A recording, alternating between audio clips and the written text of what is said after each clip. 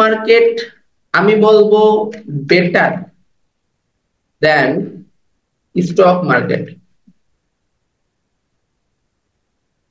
Forex market better then stock market or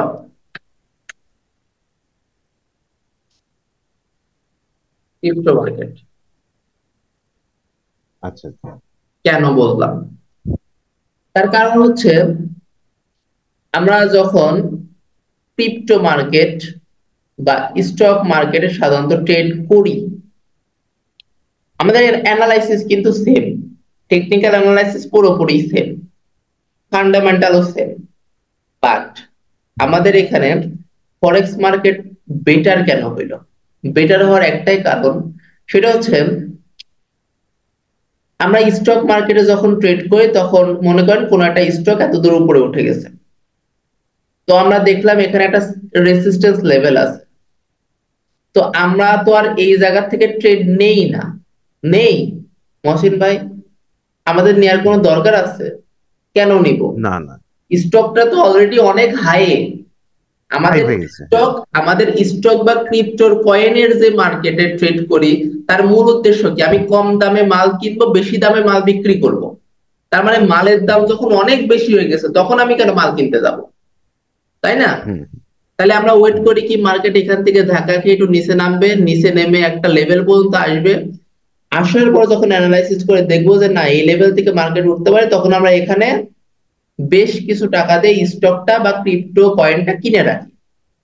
অর্থাৎ হুম মনে করেন আমরা সেটা 3,000 টাকা দিয়ে একটা কয়েন কিনে রেখে দিলাম, তারপর সেটার হুম মূল্য বাড়তে বাড়তে বাড়তে বাড়তে যখন 5,000 বা 7,000 টাকা হয়ে যায়, তখন আমরা সেটারে কি করি? এখান থেকে সেল দিয়ে দিই। এটাই তো আমাদের ক্রিপ্টো বা স্টক মার্কেটের মূল বেসিস, তাই না? জি। কিন্তু আমাদের ফরেক্স মার্কেটে এখান থেকে আমরা কি করতে পারি? ফরেক্স মার্কেটে হচ্ছে আপনাকে মার্কেট যখন হাই লেভেলে পৌঁছায় গেছে, তখন আপনাকে ওয়েট করা লাগবে না যে মার্কেট নিচে আসুক তারপর আমি এটা কিনে রাখবো। মার্কেট হাইয়ে পৌঁছায় গেছে, রেসিস্টেন্সে পৌঁছায় গেছে, এখান থেকে আমরা সেল নিয়ে রাখবো। হুম মার্কেট সেলে যত আসবে তত প্রফিট আমাদের অ্যাকাউন্টে ঢুকবে। আবার মার্কেট হুম আস্তে আস্তে একটা সাপোর্ট লেভেল পর্যন্ত আসুক, এখানে আসার পরে আমরা ট্রেডটা ক্লোজ করে দিই, ক্লোজ করে দিয়ে প্রফিট ঘরে তুলে আনলাম, আবার এখান থেকে আমরা সেই কারেন্সি শেয়ারটা এখান থেকে আমরা আবার এখন বাই করে নিব। তারপর হুম মার্কেট উঠবে বেশ কিছু দূর, সেখান থেকে আমাদের নির্দিষ্ট প্রফিট নিয়ে আবার আমরা মার্কেটকে কেটে দিব।